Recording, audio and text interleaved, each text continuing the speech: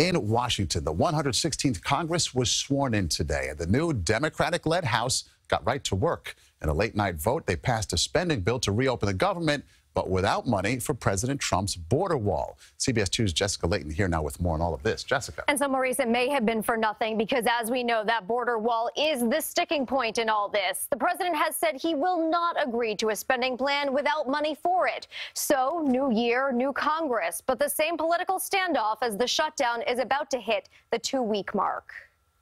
Hours after the most diverse Congress ever was sworn in and Nancy Pelosi reclaimed the gavel as House Speaker,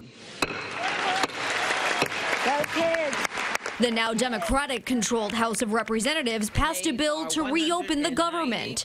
The bill is passed. But without the $5 billion in funding for the border wall the president has fought for so fiercely since his days on the campaign trail. This is not a wall between Mexico and the United States that the president is creating here. It's a wall between reality and his constituents. President Trump has vowed to veto any bill that doesn't include money for the wall. Without a very strong form of barrier, call it what you will, but without a wall, you cannot have border security. It won't work.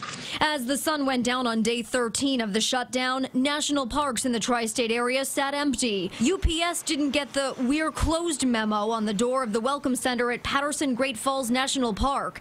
And a random beige jacket was hanging inside a booth where a security guard is supposed to sit at General Grant National Memorial, the final resting place of the 18th president. The closures in effect while the 45th president and 116th Congress continue to battle over protecting the border. The length of the shutdown is dependent solely and simply on one person, Donald Trump. But essentially, we need protection in our country. President Trump posted this slogan, "The wall is coming," to Instagram Thursday night, along with a video on the crisis at the border, highlighting the words crime, drugs, and lawlessness. During this surprise appearance at Thursday's White House press briefing, President Trump doubled down on his demand for the wall and was backed by Border Patrol officials, including the president of the National Border Patrol Council. Anywhere that you look where we have built walls, they have worked.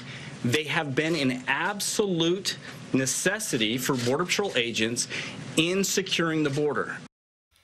Now, the bill passed by the House tonight will almost certainly be rejected by the Senate. In fact, Senate Majority Leader Mitch McConnell has already said numerous times that chamber won't even consider a bill that isn't sure to get the president's approval. So the ultimate stalemate continues as President Trump tries again tomorrow to negotiate with congressional leaders.